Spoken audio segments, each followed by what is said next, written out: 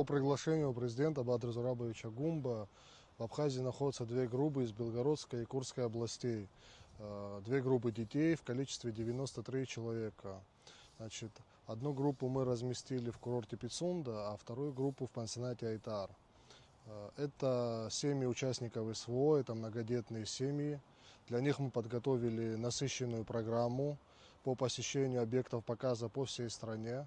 Также для них организована морская прогулка, посещение дельфинария, парка львов, питомника обезьян, ботанического сада. Группа пробудет 2 недели в Абхазии. Детишки делятся эмоциями, впечатлениями, рассказывают, что посетили пляж, купались на море, позагорали. Сопровождающие их лица также делятся эмоциями, впечатлениями, благодарят руководство страны, лично президента Бадра Зурабовича Гумба за оказанную возможность отдохнуть, перезагрузиться, потому как это очень важно для них, для людей, оказавшихся в сложной жизненной ситуации. Значит, надеемся, что отдых в Абхазии запомнится надолго, и дети увезут с собой самые теплые эмоции и впечатления из Абхазии.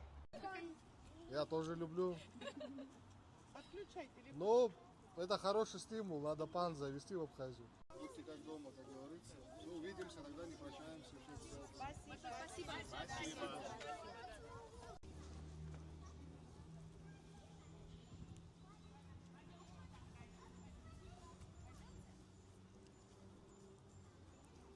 Очень здорово, классные экскурсии, в пещере мы были, очень красиво, там сталактиты, сталагмиты смотрели, по церквям разным, я таких церквей никогда не видел у нас, архитектура очень интересная у них.